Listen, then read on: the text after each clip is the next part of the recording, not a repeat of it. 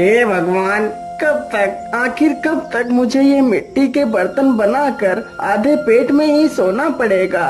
क्या मेरे भाग्य में कभी सुंदर पकवान खाना नसीब नहीं होगा? हे ऊपर वाले, कोई ऐसा चमत्कार कर दो कि मैं अपने गांव का सबसे अमीर इंसान बन जाऊं। अजी, आप क्या पूरे दिन वही बातें बड़बड़ाते रहते हो? ईश्वर ने आपके अंदर बर्तन बनाने का इतना अच्छा हुनर दे रखा है, तो उसी हुनर के दम पर हमारा गुजर बसर तो हो ही जाता है। अरे नहीं नहीं भाग्यवान, क्या तुम्हारा मन नहीं होता अच्छे अच्छे पकवान, मिठाइयाँ, जलेबियाँ खाने का? काश हमारा घर भी इतना बड़ा होता कि सारे गांव के लोग हमारे घर को देखकर कहते कि वो देखो लल्लू लाल का घर है। और क्या तुम्हारा कभी मन नहीं करता कि मैं भी अच्छे अच्छे गहने पहनूं? आप ये कैसी बातें कर रहे हैं?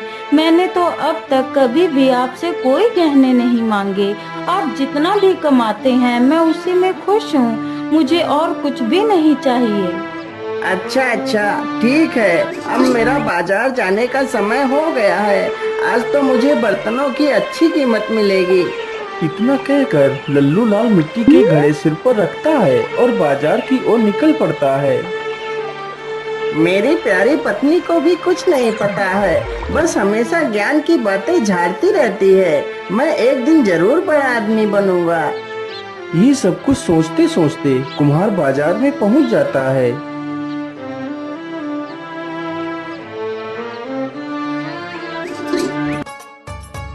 आइए आइए भैया, बर्तन ले जाइए। देखिए कितने अच्छे बर्तन हैं। अरे भैया, यह बड़ा वाला मटका कितने रुपए का दे रहे हो? भैया जी, यह मटका सिर्फ 20 रुपए का ही है। क्या 20 रुपए? अरे नहीं नहीं भैया, 20 रुपए तो बहुत ज्यादा है। 20 रुपए में तो पूरे 4 घड़े आ जाएंगे। हाँ हाँ, तो जाइए यहाँ से और 4 घड़े ही खरीद लो जाकर। लल्लू लाल के पास कई सारे लोग घड़ा खरीदने के लिए आते हैं, लेकिन कोई भी व्यक्ति 5 रुपए से अधिक घड़े की कीमत नहीं दे रहा था। क्या करूं, इस घड़े को तो कोई भी आदमी 20 रुपए का लेने के लिए तैयार ही नहीं हो रहा है।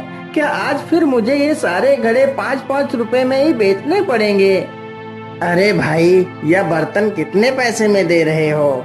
भैया, बड़ा वाला घड़ा 20 रुपए का है और बाकी के घड़े 10-10 रुपए में दे दूंगा। अरे नहीं नहीं भैया, बहुत महंगे घड़े बता रहे हो। मैं तो इन तीनों की कीमत सिर्फ 20 रुपए दूंगा। क्या करूं, 20 रुपए तो और किसी ने बोले भी नहीं है इन घड़ों के, या तो फिर भी 20 रुपए दे रहा है। चलो चलो, यह सारे घड़े 20 रुपए में ही बेच देता हूँ। ठीक है भैया, मैं तुम्हें यह सारे घड़े देने के लिए तैयार हूँ। लल्लू लाल पैसे ले लेता है और बाजार से चला जाता है।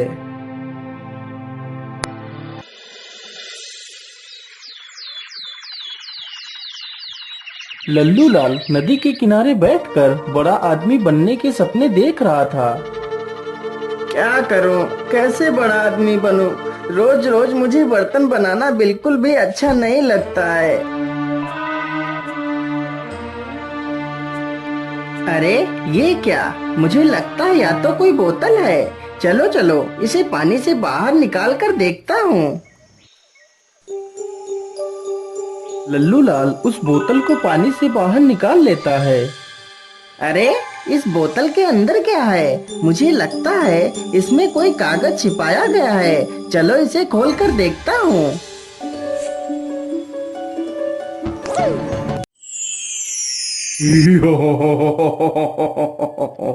हुकुम मेरे आका, मैं तुम्हारा गुलाम हूँ। मुझे मत मारो, मैंने तुम्हारा कुछ नहीं बिगाड़ा। नहीं मेरे आका, मैं तुम्हारा गुलाम हूँ, मैं तुम्हें नहीं मार सकता। क्या क्या क्या गुलाम? तुम मेरे गुलाम हो? हाँ मेरे आका, मैं तुम्हारा गुलाम हूँ। तुम मुझसे अपनी कोई भी 3 ख्वाहिशें पूरी करवा सकते हो। मुझे लगता है जो कहानियाँ मेरी दादी बचपन में सुनाया करती थी, वह सारी बातें सच होती हैं। इसका मतलब मैं कोई सपना नहीं देख रहा हूँ। यह जिन तो मेरे कब्जे में है। मैं जो भी चाहूँ इससे करवा सकता हूँ। अरे जिन, क्या तुम मेरी सिर्फ 3 ही ख्वाहिशें पूरी करोगे? हाँ हाँ मेरे आका, मैं सिर्फ 3 ही ख्वाहिशें पूरी कर सकता हूँ। बोलिए तुम्हारी क्या ख्वाहिशें हैं? हे जिन, मेरी पहली ख्वाहिश ये है कि मेरा घर गांव का सबसे बड़ा घर बन जाए। इतना बड़ा घर हमारे जमींदार का भी ना हो। ठीक है मेरे आका, मैं तुम्हारी पहली ख्वाहिश को पूरा कर देता हूँ। जिन तुरंत ही अपने जादू से लल्लू लाल का घर बहुत ही सुंदर बना देता है। मेरे आका, मैंने तुम्हारा घर बहुत ही आलीशान बना दिया है। मांगिए आका, तुम्हारी दूसरी ख्वाहिश क्या है? क्या मांगू, क्या मांगू? अभी तो मुझे कुछ समझ ही नहीं आ रहा मैं इस जिन से और क्या मांगू। अरे मेरे जिन, मैं अपनी दूसरी ख्वाहिश अभी नहीं मांग सकता। मैं अपनी दूसरी ख्वाहिश तुम्हें सोच कर बताऊंगा। ठीक है मेरे आका, जैसी तुम्हारी मर्जी। तुम बाद में सोच कर अपनी ख्वाहिश मुझे बता देना। अब तुम्हारे पास सिर्फ 2 ही ख्वाहिशें बची हैं। चलो चलो, मैं जल्दी से यहाँ से अपने घर चलता हूँ और देखता हूँ मेरा नया घर कैसा बना है। लल्लू लाल जल्दी से अपने घर जाता है तो देखता है उसका घर अब झोपड़ी से बदलकर एक आलीशान बंगला बन गया है। यह देखकर लल्लू लाल की खुशी का कोई ठिकाना ही नहीं रहता।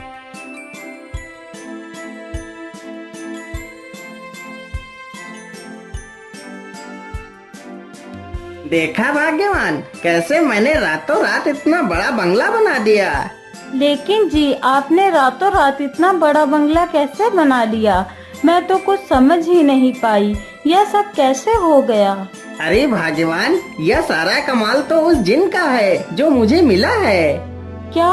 जिन? कैसा जिन? अरे भाग्यवान, आज सुबह जब मैं नदी के किनारे बैठा था तो मैंने देखा। इस प्रकार लल्लू लाल पूरी कहानी अपनी पत्नी को सुनाता है। अजी, इस प्रकार कमाया हुआ धन कभी भी लाभ नहीं देता। ऐसे धन को प्राप्त कर हमें किसी मुसीबत का सामना न करना पड़े। अरे भाग्यवान, तुम तो बेकार में ही इतनी चिंता कर रही हो, हमें कुछ नहीं होगा। लेकिन स्वामी, हमने इतना बड़ा घर बना तो लिया है, लेकिन हमारे पास तो एक भी पैसा नहीं है। हम घर कैसे चलाएंगे? हाँ हाँ भाग्यवान, यह तो मैंने सोचा ही नहीं। काश ऐसा होता कि मैं जिस चीज को हाथ लगाता वह सोने की ही बन जाती तो कितना अच्छा होता। हमारे पास सोना ही सोना होता। अरे हाँ, क्यों ना मैं यही ख्वाहिश जिनसे पूरी करवा लेता हूँ। इतना सोचकर वह तुरंत ही जिन के पास जाता है। बोलो मेरे आका, तुम्हारी दूसरी ख्वाहिश क्या है? मेरे गुलाम, मेरी दूसरी ख्वाहिश यही है कि मैं जिस वस्तु को हाथ लगाऊं वह तुरंत सोने की बन जाए। जो हुक्म मेरे आका, ऐसा ही होगा। जिन तुरंत ही अपने जादू से लल्लू लाल को यह वरदान दे देता है। मेरे आका, अब तुम जिस वस्तु को भी हाथ लगाओगे वह तुरंत सोने की हो जाएगी। मेरे आका, अब तुम्हारी बस एक ही ख्वाहिश बची है, तुम जल्दी से उसे भी पूरा करवा लो। नहीं नहीं मेरे गुलाम, मैं अपनी आखिरी ख्वाहिश बाद में मांगूंगा। इतना कहकर लल्लू लाल वहाँ से चल पड़ता है। अरे ये क्या, यह मछली तो पानी के बाहर आ गई है। बेचारी पानी के बिना तो कितना तड़प रही है। चलो चलो, जल्दी से इसे पानी में छोड़ देता हूँ। लल्लू लाल जैसे ही उस मछली को हाथ लगाता है वह मछली तुरंत सोने की बन जाती है। अरे राम राम राम, ये क्या हुआ? यह मछली तो सोने की बन गई। मैं तो भूल ही गया था कि मैं जिस वस्तु को भी हाथ लगाऊंगा वह सोने की हो जाएगी। लल्लू लाल यह सब देखकर बड़ा दुखी हो जाता है और मछली को नदी के बाहर ही डाल देता है और वहाँ से चला जाता है। लल्लू लाल घर पहुंचकर जैसे ही दरवाजे को खटखटाता है तो दरवाजा भी सोने का बन जाता है। अरे भाग्यवान, आज तो मैं बहुत थक गया हूँ। मुझे जल्दी से कुछ खाना दे दीजिए, मुझे बहुत जोर की भूख लगी है। ठीक है जी, आप यहीं बैठिए, मैं भी खाना लाती हूँ।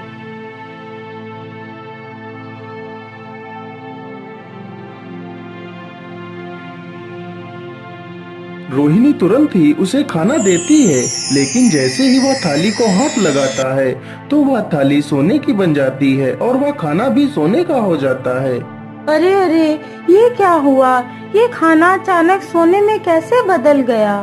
फिर लल्लू लाल दुखी होकर पूरी कहानी अपनी पत्नी को सुना डालता है।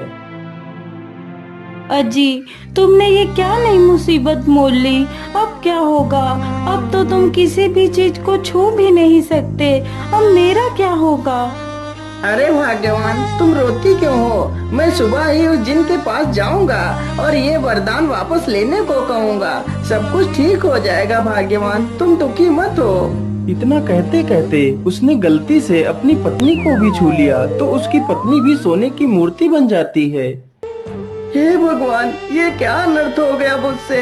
भाग्यवान, तुम्हें क्या हो गया? अब मैं क्या करूँगा? नहीं नहीं, मैं अभी जाता हूँ और इस वरदान को वापस कर दूंगा। लल्लू लाल तुरंत ही जिन के पास पहुंचता है। नहीं नहीं मेरे आका, मैं अपने द्वारा दिया गया वरदान वापस नहीं ले सकता। यदि तुम्हारी कोई दूसरी ख्वाहिश है तो वो बता सकते हो। नहीं नहीं जिन, मेरी और कोई ख्वाहिश नहीं है। इतना सुनते ही जिन वहाँ से गायब हो जाता है और लल्लू लाल वहीं पर बैठकर रोने लगता है। तभी उसकी नजर उस बोतल पर पड़ती है जिसमें वह जिन रहता था। अरे, इसमें ये पर्ची कैसी पड़ी है? यह पर्ची तो मैंने पढ़ी ही नहीं थी। चलो चलो, इसे पढ़ लेता हूँ। यह जिन एक दुष्ट जिन है। यह व्यक्ति की 3 ख्वाहिशें पूरी कर सकता है, लेकिन जैसे ही यह जिन आखिरी ख्वाहिश पूरी करेगा तो ख्वाहिश मांगने वाला इंसान इसी बोतल में कैद हो जाएगा और यह जिन हमेशा के लिए आजाद हो जाएगा। हे भगवान, अब मैं क्या करूँगा? यदि मैं इससे तीसरी ख्वाहिश मांगूंगा तो मैं इसी बोतल में कैद हो जाऊंगा। अरे नहीं नहीं, अब मैं क्या करूँ? किससे मदद मांगू?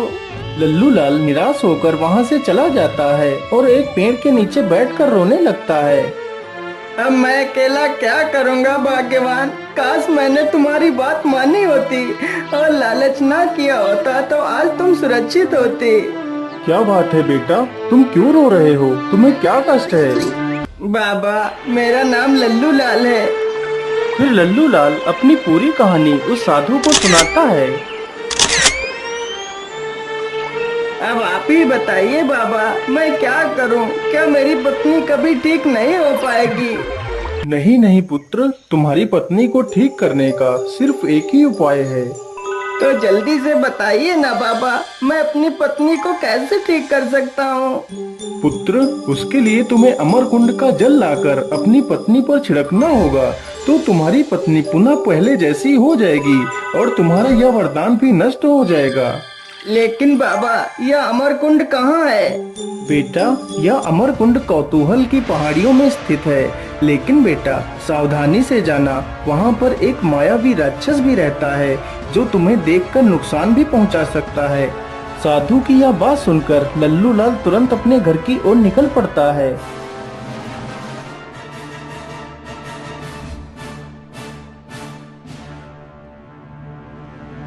मिट्ठू, मैं अमर कुंड से जल लेने के लिए जा रहा हूँ। तुम अपनी मालकिन का ख्याल रखना। नहीं नहीं मालिक, मैं भी तुम्हारे साथ ही चलूंगा। पता नहीं तुम्हारे किस काम आ जाऊं। किसी महापुरुष ने कहा है कि एक से भले 2 होते हैं। ठीक है मिट्ठू, तो फिर तुम भी मेरे साथ ही चलो। लल्लू लाल जल्दी से एक खाली बोतल उठाता है और दोनों वहाँ से निकल पड़ते हैं।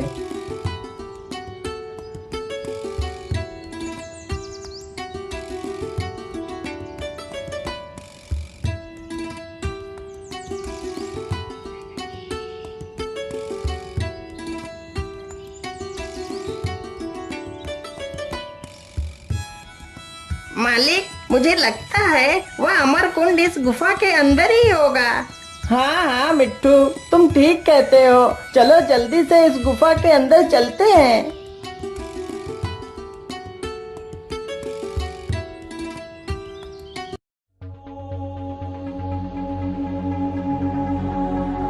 मालिक, उधर देखिए, वो रहा अमर कुंड। चलो चलो जल्दी से पानी भर लेते हैं।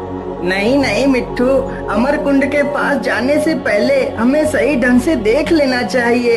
यहाँ पर एक राक्षस भी रहता है। लल्लू लाल तुरंत ही जमीन पर पड़े एक पत्थर को उठाता है और अमरकुंड के पास फेंकता है। जैसे ही पत्थर अमरकुंड के पास गिरता है तो राक्षस तुरंत वहाँ पर आ जाता है। अरे कौन है? कौन है यहाँ पर? जल्दी से मेरे सामने आओ, नहीं तो मैं तुम्हें मार डालूंगा। अरे मुझे लगता है यह पत्थर ऐसे ही लुढ़क कर आ गया होगा। आस पास तो कोई नहीं दिखाई दे रहा है। चलो चलो, मैं यहीं पर थोड़ा सा आराम कर लेता हूँ। राक्षस वहीं पर लेटकर आराम करने लगता है। अरे मालिक, यह राक्षस तो कुंड के पास ही लेट गया है। यदि तुम वहाँ जाओगे तो यह राक्षस जरूर उठ जाएगा। हाँ हाँ मिट्टू, तो फिर हम जल कैसे लाएंगे? मालिक, तुम यहीं पर रुको, मैं उड़ता हुआ जाता हूँ और अपनी चोंच में पानी भरकर ले आता हूँ। मिट्टू तुरंत उड़कर जाता है और जल्दी से अपनी चोंच में पानी भर लेता है और जल्दी से वापस लल्लू लाल के पास आ जाता है। चलो चलो मिट्टू, हमें जल्दी से यहाँ से निकलना चाहिए और तुम्हें यह जल अपनी चोंच में ही भरकर रखना होगा। यदि गलती से मैंने यह पानी छू लिया तो यह भी सोना बन जाएगा। इस पानी को तुम्हें अपनी मालकिन के ऊपर डालना है। दोनों जल्दी ही वापस अपने घर पहुँच जाते हैं। मिट्टू के पानी डालते ही रोहिणी फिर से वापस अपने वास्तविक रूप में आ जाती है। यह देखकर लल्लू लाल बहुत खुश हो जाता है। मेरे आका, तुम्हारी आखिरी ख्वाहिश अभी पूरी करनी बाकी है। बोलो मेरे आका, तुम्हारी आखिरी ख्वाहिश क्या है? नहीं नहीं जिन, अब मेरी कोई ख्वाहिश नहीं है। तुम यहाँ से चले जाओ। नहीं नहीं मेरे आका, तुम्हें मुझसे अपनी आखिरी ख्वाहिश तो पूरी ही करवानी पड़ेगी, नहीं तो मैं तुम्हें मार डालूंगा। हे भगवान, अब मैं क्या करूं? मैं एक मुसीबत से निकल नहीं पाया कि दूसरी मुसीबत मेरे सामने खड़ी हो गई है। ठीक है जिन, मैं कल तुमसे अपनी आखिरी ख्वाहिश पूरी करवाऊंगा। तो फिर ठीक है मेरे आका, मैं चलता हूँ। मैं कल फिर से आऊंगा। क्या करूं? कैसे छुटकारा पाऊं इस जिन से? क्या करूं? क्या करूं? हाँ, ये सही रहेगा। अरे भाग्यवान, मैं जंगल जा रहा हूँ। मैं अभी जल्दी ही वापस आ जाऊंगा।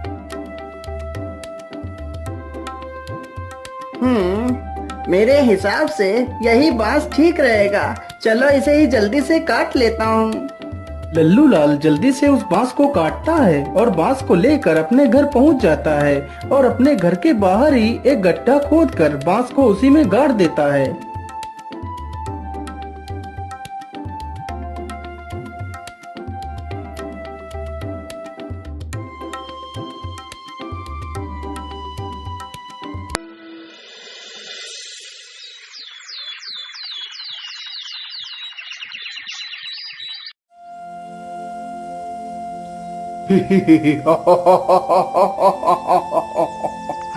बोलिए मेरे आका, तुम्हारी आखिरी ख्वाहिश क्या है? अरे ओ मेरे गुलाम, मेरी आखिरी ख्वाहिश यही है कि जो यह बांस जमीन में गड़ा हुआ है, इस बांस पर तुम्हें 20 साल तक चढ़ना है और फिर नीचे उतरना है, फिर चढ़ना है और फिर नीचे उतरना है। यह कार्य तुम्हें लगातार 20 साल तक करना है। यह सुनकर तो जिन के होश उड़ जाते हैं। वह पहले दिन तो आसानी से चढ़ उतर लेता है।